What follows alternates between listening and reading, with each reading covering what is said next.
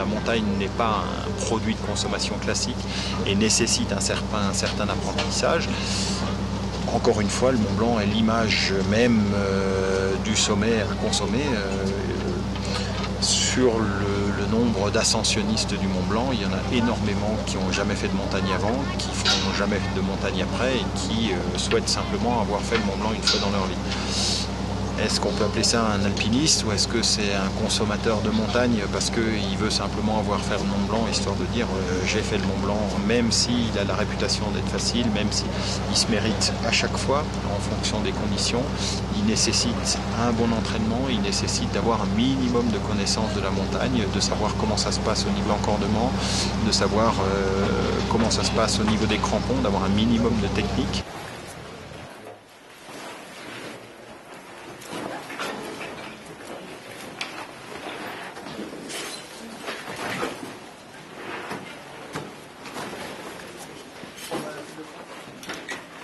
La notoriété du site et sa fréquentation font délaisser des éléments clés. Technique de progression, connaissance du terrain, tenue des horaires, météo changeante, altitude, froid et fatigue. En fait, ils ignorent les risques liés à leur inexpérience.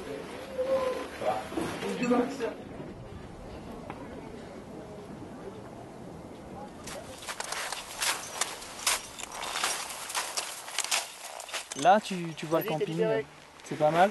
Et on a une place juste au pied de la voie en fait. L'idée c'est de se rapprocher le plus possible du départ de la voie pour demain matin.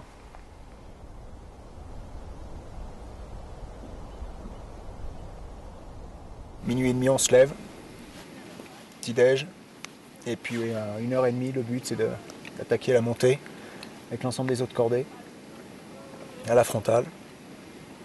Et puis après, advient ce qu'il adviendra.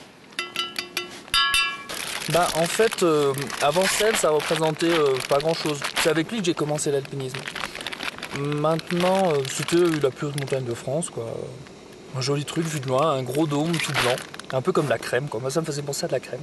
Bah maintenant c'est devenu un objectif à atteindre, parce qu'on est venu déjà une fois et puis on a fait demi-tour. C'est, je pense, une ascension de haute montagne, de la randonnée de haute montagne, c'est-à-dire sans avoir un niveau technique trop élevé. Mais bon, le Mont Blanc, quand on y vient, bah, au début c'est un peu phare. Bah, c'est lui qui m'a inoculé le virus, hein, parce qu'il était bloqué sur le Mont Blanc, quoi.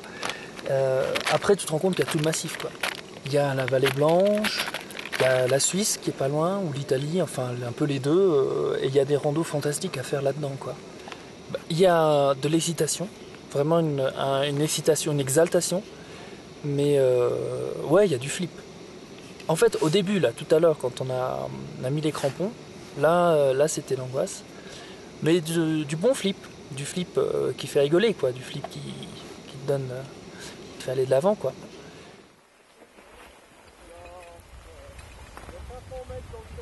Donc c'est le premier largage de masse. Il y en a un entre 1h et 1h30, et puis un autre vers 2h30, 3h. Le deuxième est plus important encore. Et là-haut, t'as les gens qui sont partis, mais vraiment quasiment les premiers. Nous, quand on est sorti de la tente à 1h, il y avait un gars déjà tout en haut du tacule là-haut, une cordée de 2. Donc eux, ils sont partis vraiment tôt, quoi. Et ça doit être des très bons marcheurs. Mais bon, ils veulent passer avant tout le monde, ils veulent pas que ça bouchonne au maudit, etc. Ils ont bien raison.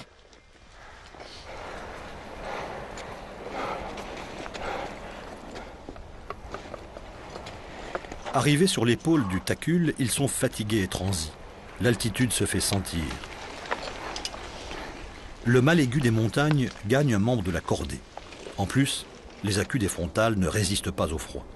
En quelques instants, la situation devient préoccupante. Il faut attendre les premières lueurs et redescendre sans tarder.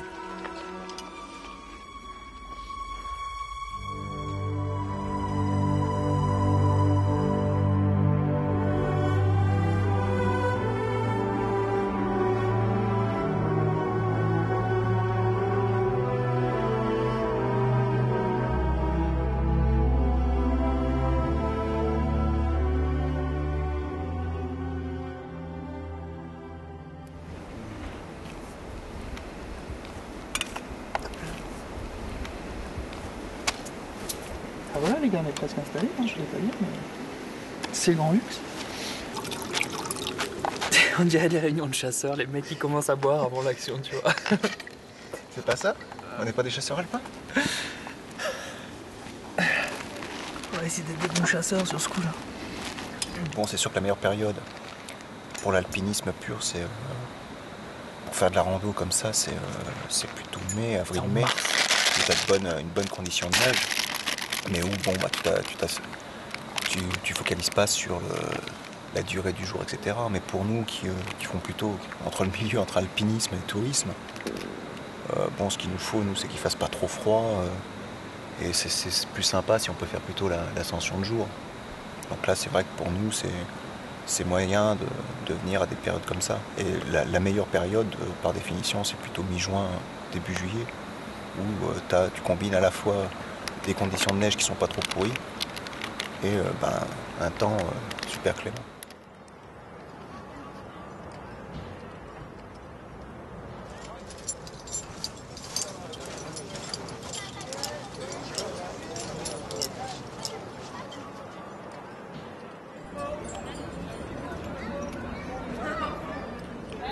Sur la surfréquentation du secteur du Mont Blanc, nous avons l'année dernière édité un petit fascicule, une brochure qui s'intitule « Le Mont Blanc, affaire d'alpiniste », dans laquelle on prévient les gens des risques qu'ils courent à aller au Mont Blanc, de ce qu'il faut qu'ils fassent pour se préparer avant d'aller au Mont Blanc et quelles sont les informations qu'ils ont besoin d'avoir.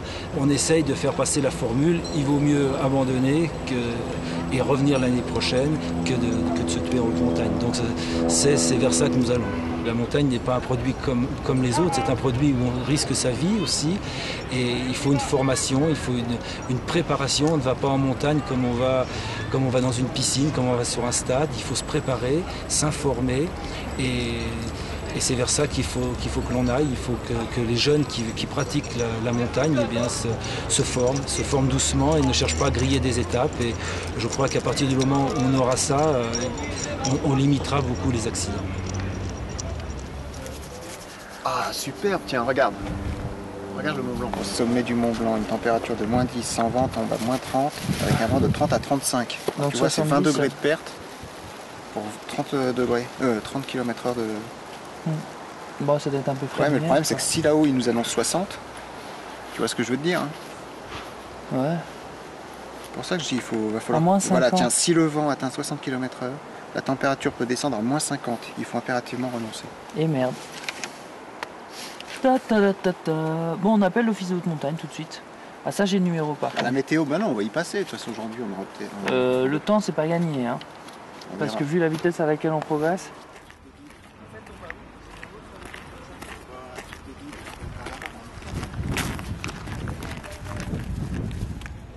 Vendredi, samedi, dimanche. Isotherme 2008. Moins 10 degrés à 4008. Tu as 40 à 80. C'est vraiment un bulletin qui est orienté sur la vallée de Chamonix. Donc beaucoup plus intéressant pour nous. L'autre, il est global, il est sur l'ensemble des Alpes.